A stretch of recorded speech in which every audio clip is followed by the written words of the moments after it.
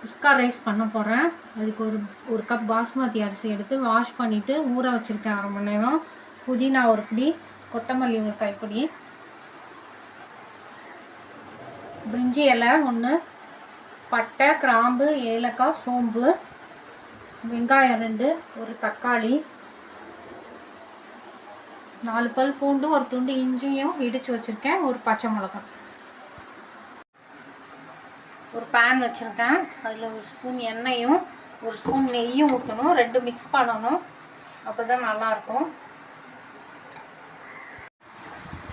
4 பல் பூண்டும் ஒரு துண்டு இஞ்சியும் வச்சுருக்கேன். அதனால் இந்த மாதிரி இடித்து வச்சுக்கலாம். நல்லா எண்ணெய் காஞ்சிடுச்சு. மசாலா சாமான் எல்லாம் போடுறேன். அடுத்து ஒரு பச்சை மிளகாய், வெங்காயம் வந்து இந்த மாதிரி நீளமாக கட் பண்ணி போடணும்.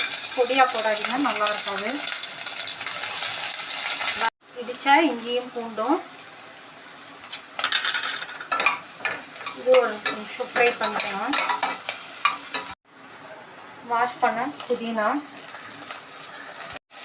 வாஷ் பண்ண கொத்தமல்லி ஃப்ரை பண்ணணும். நீளமாக கட் பண்ண தக்காளி,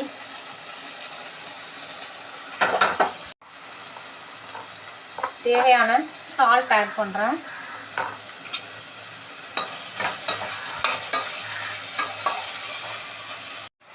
வெங்காயம் தக்காளி வதங்கிடுச்சு. ஒரு ஸ்பூன் மஞ்சள் பொடி, 1/2 ஸ்பூன் தனியா பொடி, 1/4 ஸ்பூன் மிளகா பொடி போட்டு நல்லா மிக்ஸ் பண்ணிடுங்க. ஒரு கப்பு தயிர் அதையும் ஊற்றி நல்லா மிக்ஸ் பண்ணிடணும். இதில் 1 கப்பு அரிசி எடுத்துருக்கேன். 2 கப்பு தண்ணி ஊற்றணும். ஊற வச்ச பாஸ்மதி ரைஸாக ஆட் பண்ணுறேன்.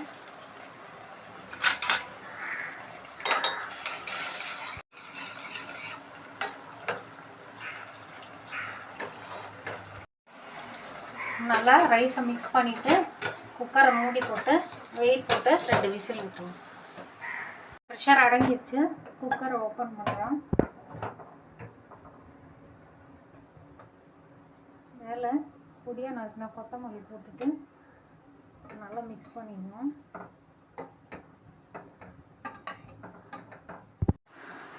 குஸ்கா சர்வ் பண்ணுறதுக்கு ரெடி. இதுவும் லஞ்ச் பாக்ஸ் ரெசிபி.